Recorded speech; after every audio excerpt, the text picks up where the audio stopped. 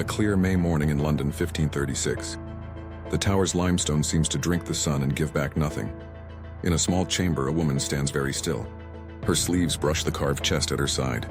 The fabric whispers. Outside, gulls cry over the river and oars knock hollow on hulls.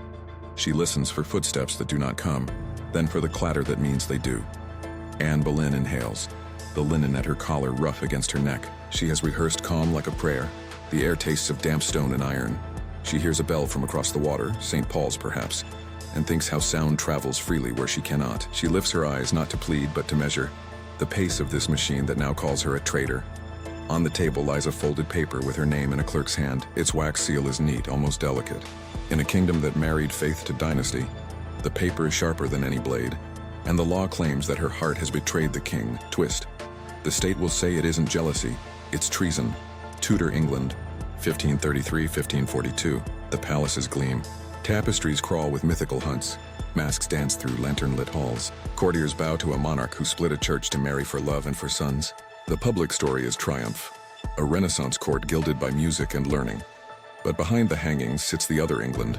The offices where quills scratch at speed.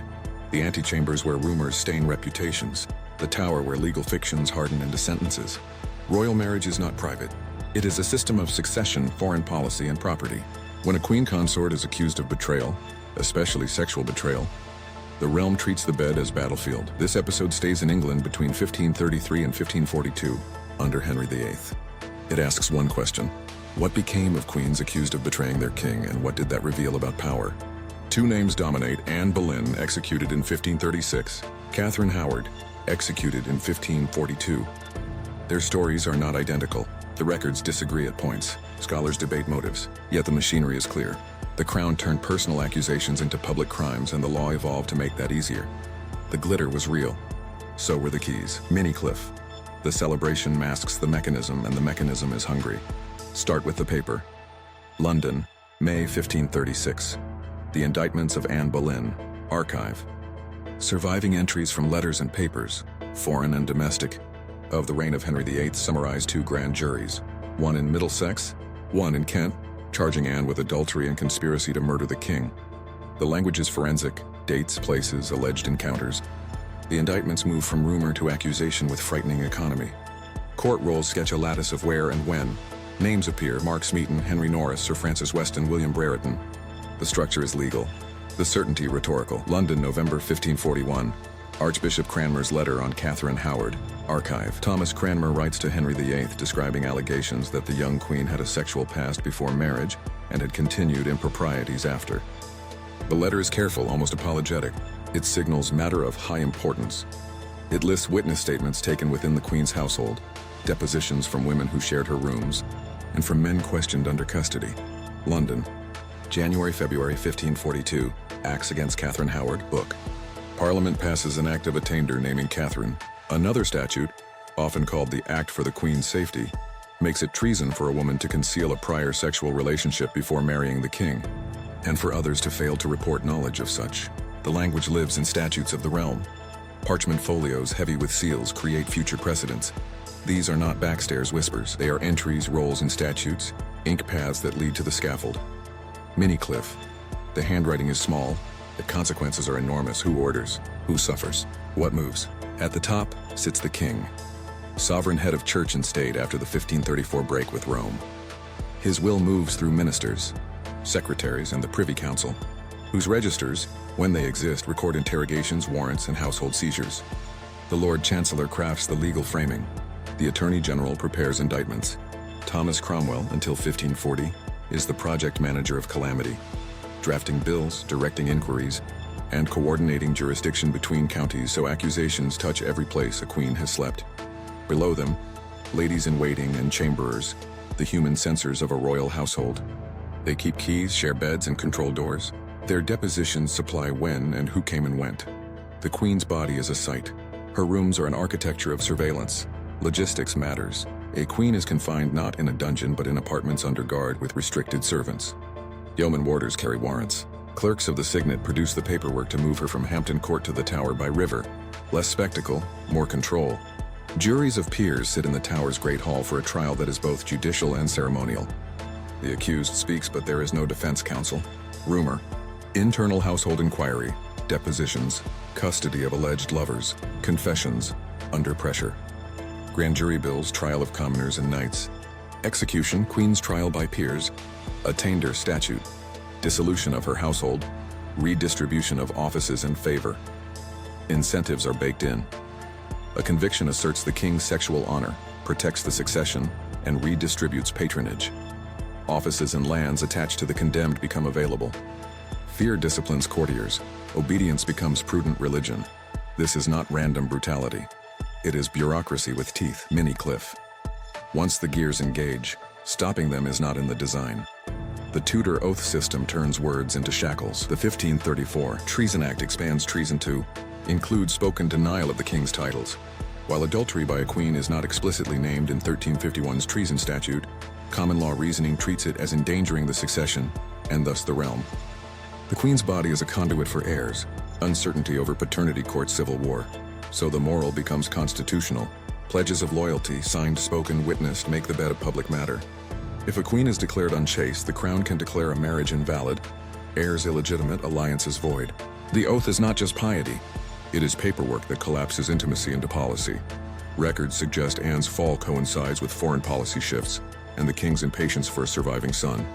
For Catherine, domestic politics after Cromwell's fall create new rivalries eager to prove vigilance. In both cases, betrayal arrives prepackaged as a national security problem. They swore, they signed, they were measured against parchment. Mini Cliff. And once defined as security, mercy becomes risk. The method is precise. Men are taken first, musicians, courtiers, gentlemen. They face questioning by counselors. Records note examinations and confessions. Mark Smeaton, a court musician, admits adultery with the queen. Scholars debate whether he was coerced. No rack is listed in the surviving entries for him. But pressure in Tudor interrogation is not only physical. It is isolation, promises, threats, and staged knowledge the crown claims to hold. Women's voices arrive through depositions. A lady confesses she saw a late-night visit. Another repeats a flirtation she found improper. The lexicon is delicate, light, lascivious, immodest, yeah, but the effect is hard. Once multiple deponents align, a narrative hardens. Chance meetings become patterns. Banter becomes conspiracy.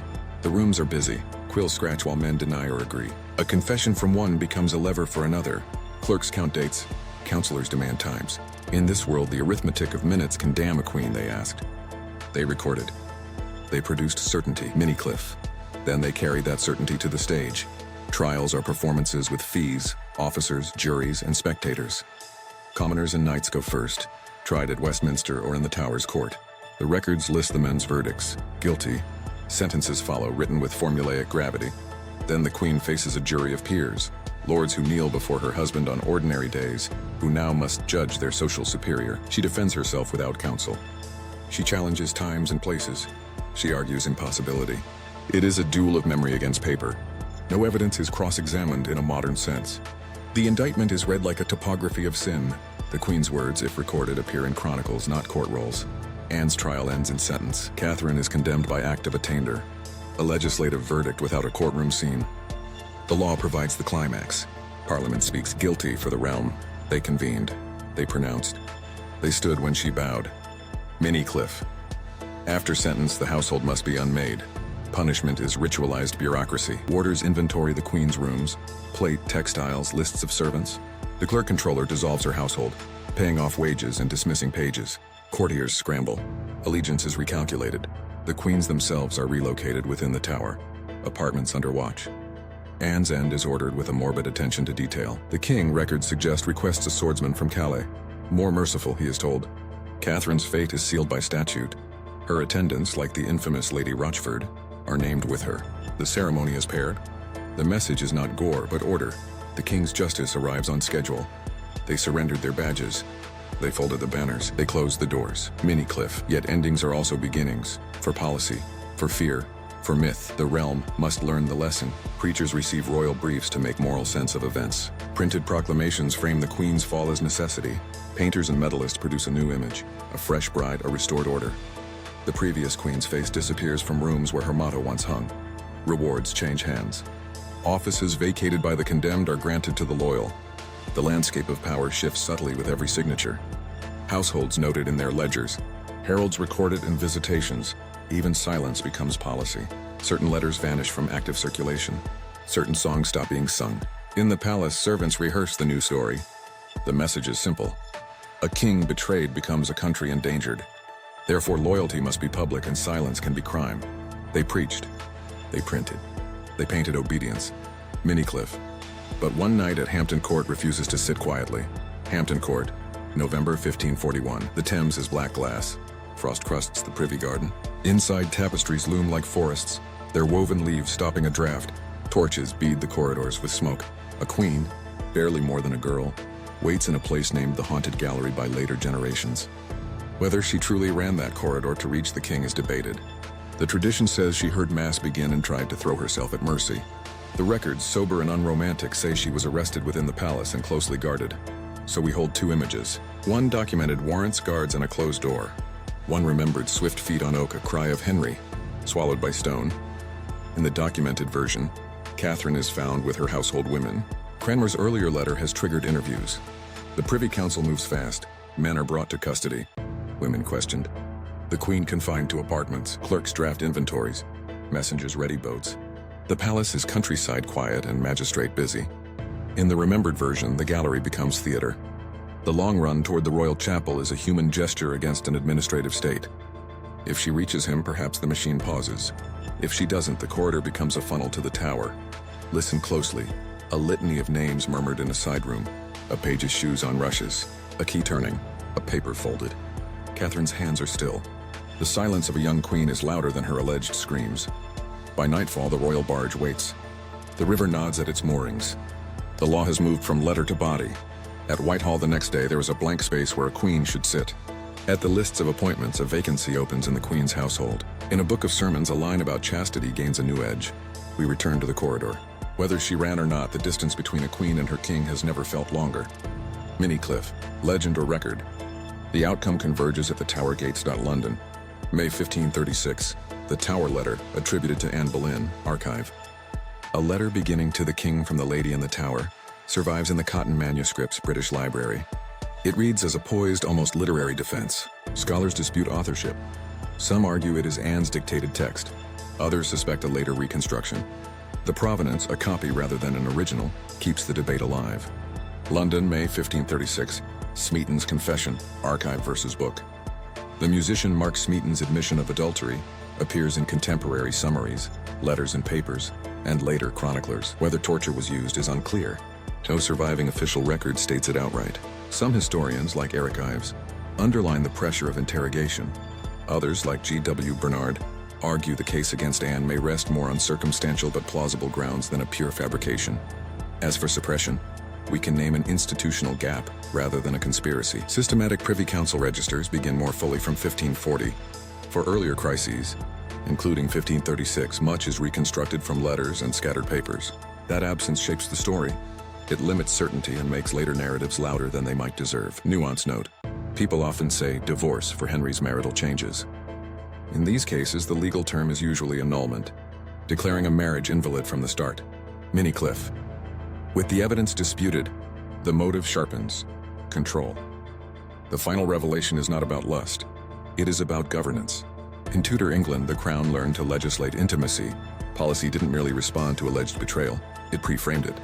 The 1542 statute made a queen's concealed past a legal time bomb. The law turned innuendo into pretext, pretext into treason into theater. This reframes Anne and Catherine. Anne's case shows how indictments and rapid grand juries could convert courtly flirtation, real or imagined, into a plot to murder the king.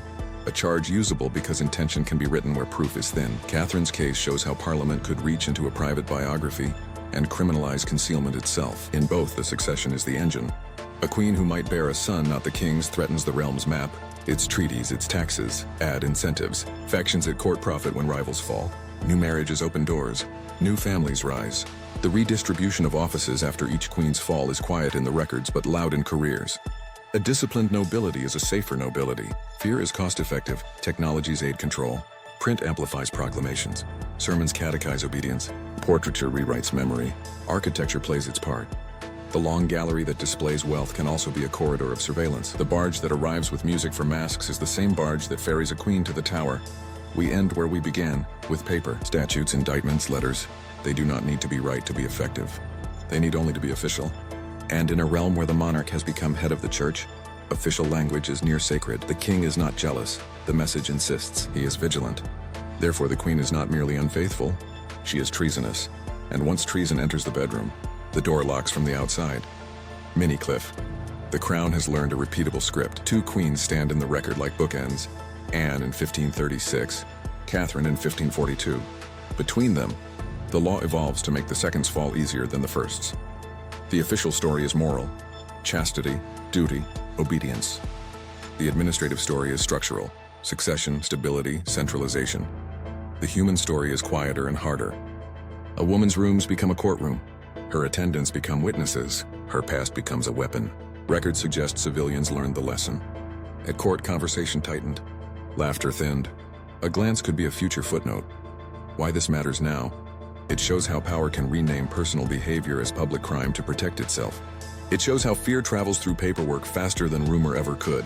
It shows that the most dangerous room in a palace is sometimes the office where a clerk sharpens his pen. Return to the tower chamber. The linen is still rough. The bell still carries. The paper on the table is still neat. One life ends. A policy lives on. Mini Cliff. And the corridor remains. Longer, colder, and very well watched. Next time, we cross the channel. Paris 1314. The daughters-in-law of a king accused of adultery. Lovers executed. Queens imprisoned. The Tour de Nesle scandal will reshape the French crown and echo into a century of war.